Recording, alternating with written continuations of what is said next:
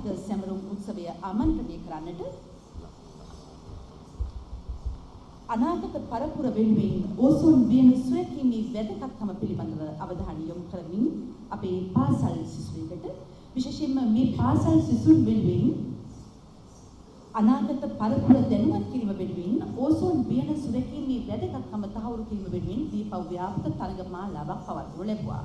ඒ නිසා එම තරඟ වෙනුවෙන් ඉදිරිපත් වූ දූ දරුවන්ට මේ අවස්ථාවේ තිරින සහ සාධකපත්‍ර ප්‍රදානය කරන අතරතුර ඔවුන්ගේ හැකියාවන් උරගා බලනටත් ඔවුන්ගේ දක්ෂතාවයන් පිළිබඳව අවධානය යොමු කරන්නටත් ජාතික ඕසෝන් ඒකකය සූදානම් සිටිනවා. අප ආරාධනා කරනවා පානදුර සුමංගල බාලිකා විද්‍යාලයේ තනුෂී රාජපක්ෂ සිසුවියට අනාගත පරපුර වෙනුවෙන් ඕසෝන් වියන සුරැකීමේ වැදගත්කම පිළිබඳව එහි අදහස් මේ වේදිකාවේ ඉදිරිපත් කරන්නට.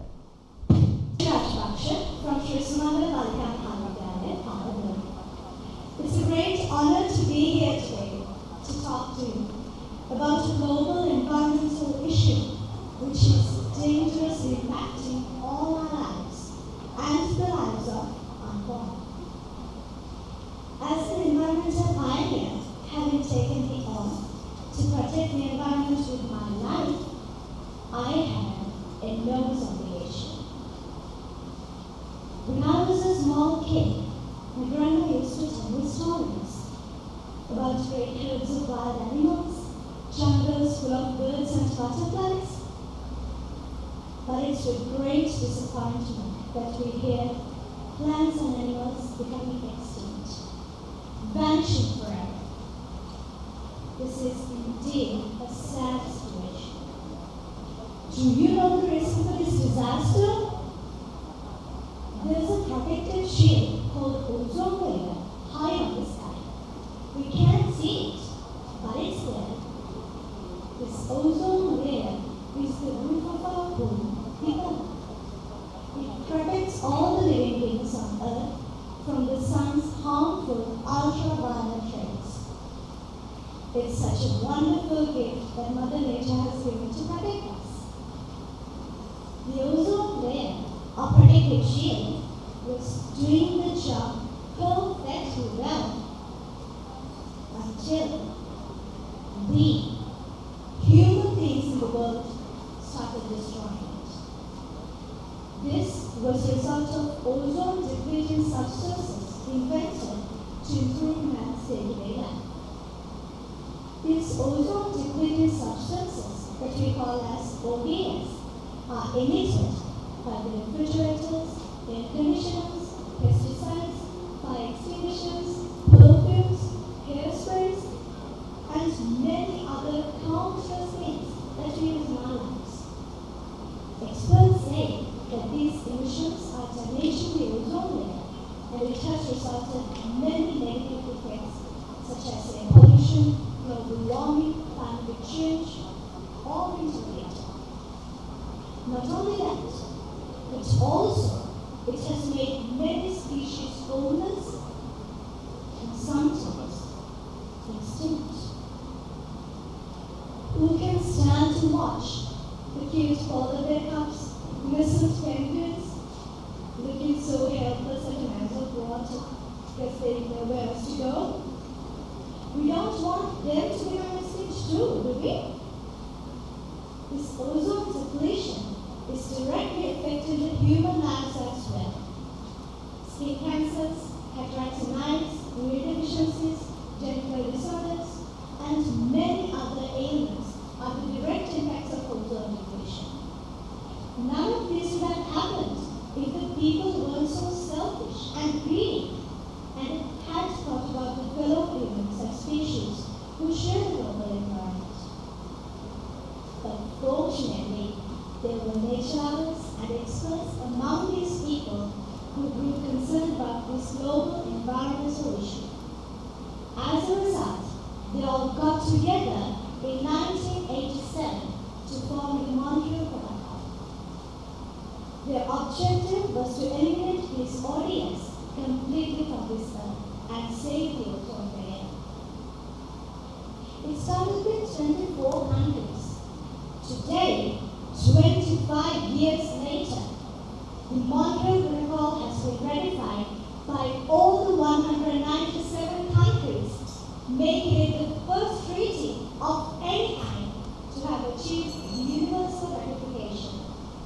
And now, every country on earth is doing its part. By the end of 2010, the Montreal Protocol had collectively eliminated 98% of the aggressive ozone-depleting substances. While the Montreal Protocol has achieved excellent results to date, the protocol's mission is far from completion. Healing the ozone layer will take many years and require a concerted effort to accomplish. It's believed that with further implementation of the provisions of the Montreal Protocol, the ozone layer should return to its previous status by the middle of this century. So we believe we will be fortunate enough to witness that victory during our lifetime.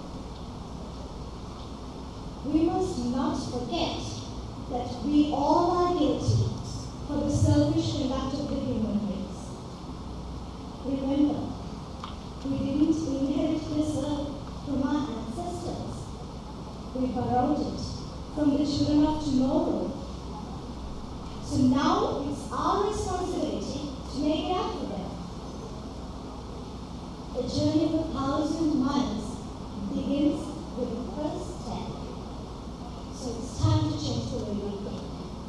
It's time to change the way we act. You don't have to change your lives dramatically. Just a few small steps in the right direction is all it takes. To implement the Montreal Protocol's provisions in Sri Lanka, the National Ozone Unit of Sri Lanka has launched many projects from the inception. And it's with utmost pleasure to announce that most of them are complete and the rest are continuing in a truly outstanding way.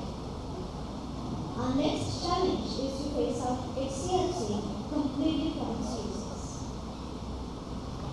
If it wasn't for the Montreal Protocol, it would be hard to imagine the disastrous situation that we would be facing today.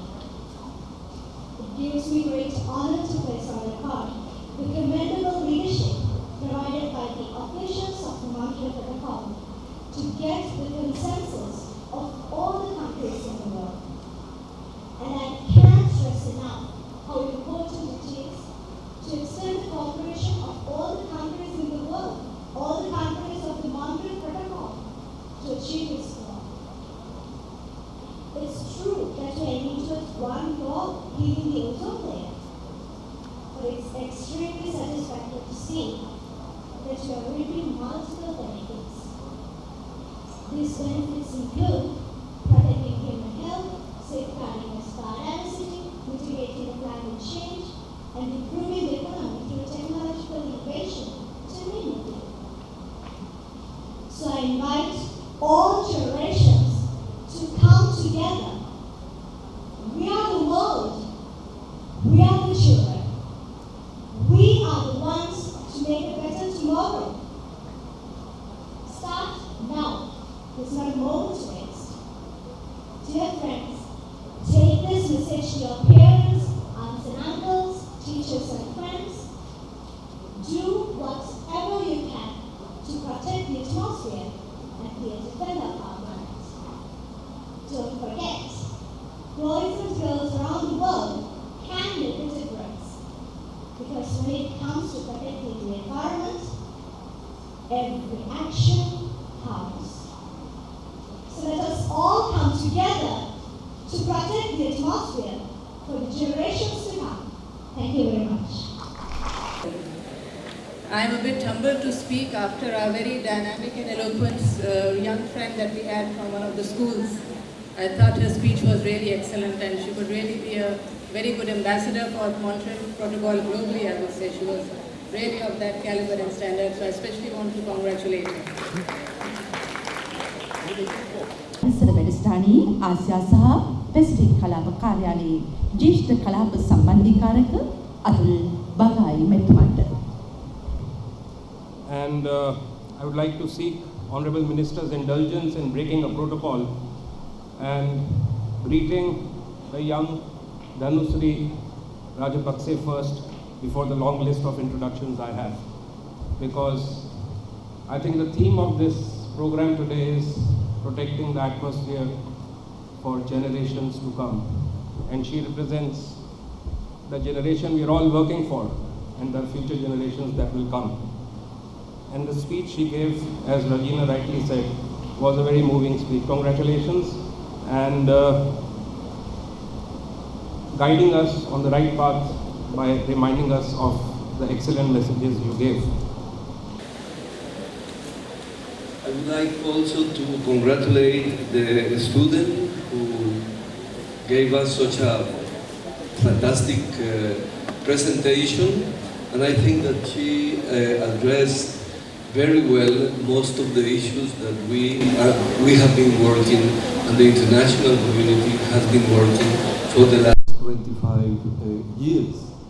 And first of all, I have to thank the student who made a very inspiring presentation in a dramatical manner to our audience. Thank you. And I was told by my ministry that you came first in the last year's competition. But unfortunately, we have not been able to hear a voice until today. So I think that our ministry will take note of it, and next time those who will come first will be given opportunity to present their speeches on stage from next year.